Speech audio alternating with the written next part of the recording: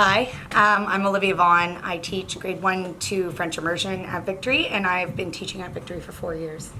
My name is Leslie Mifsud. I teach kindergarten here at Victory, and I think I've been here for 6 years. And? Oh, and what? And you were a student Oh, here. and I was a student here. That's correct. I was a Victory student.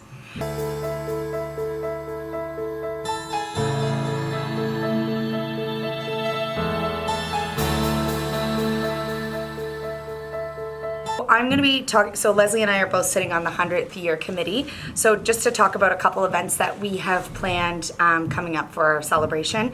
Our first one is going to be in 2 weeks on April 26th, which is our Dance Ed. We've partnered with these two women who have their own business, a dancing kind of organization, and we will be performing Victory Through the Decades. So it's going to be featuring dances from 1919 until 2019. So that's going to be taking place on April 26th at Ross. And we've rented out the auditorium. And on the 27th, we're going to be hosting Doors Open Guelph. So we're going to have a little documentary for people to watch. We've been working on a documentary featuring students that have gone to Victory throughout the years. So that'll be really great, and you'll get a tour of the school. During Education Week, which is the week of May 5th until the 10th, I believe. Yes. 6th until the 10th. On May 6th, we're going to start, and we have a group coming in to teach the children. We're doing a game show about facts about Victory and about Guelph over the last 100 years. And the next day, May 7th, is our big celebration day. Everybody's going to dress like they did the first day that the school opened. We're going to run the school like it was the first day that the school opened. And we're going to have guest speaker. Actually, Jean Little is coming to speak to the students that day.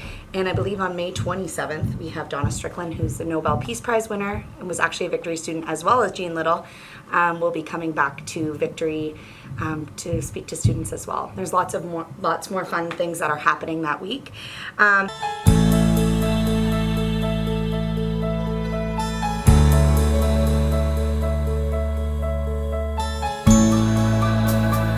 So we'll be digging up our time capsule that was planted at the 75th anniversary of the school.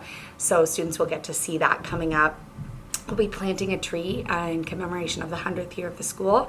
And we're also working on a writing project that a couple teachers have been working on at the school. So it's basically, we're looking at the trees around the area and what have they seen over the last 100 years. What stories would the trees tell about the school?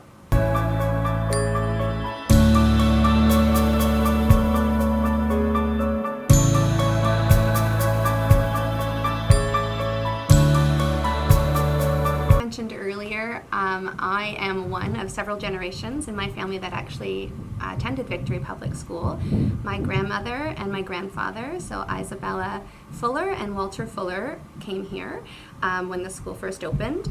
And then my mother, Marnie McNaughton, and her brother, John Fuller, attended here. My brother, Ryan McNaughton, and myself, I was Leslie McNaughton then. And now my children also come here, so my son Nolan and my daughter Ava.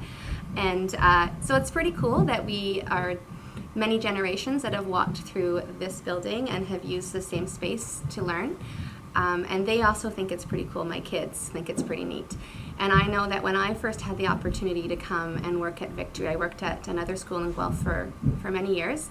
And when the opportunity came up for me to come here, I was excited to be in a space where I was a student, but also that had such history within my family. And when I first walked in to the building, I had a flood of memories, and still to this day when I walk up the stairs, I think this is so cool that my grandmother walked up these same stairs to get to the office when she was a student here. So it's pretty nostalgic to think back to what it would have been like for her as a student here to today, and what it's like for my own children to attend this school, and to imagine the differences and the way that society has changed and that education has changed between those time frames. So it's pretty neat, definitely. I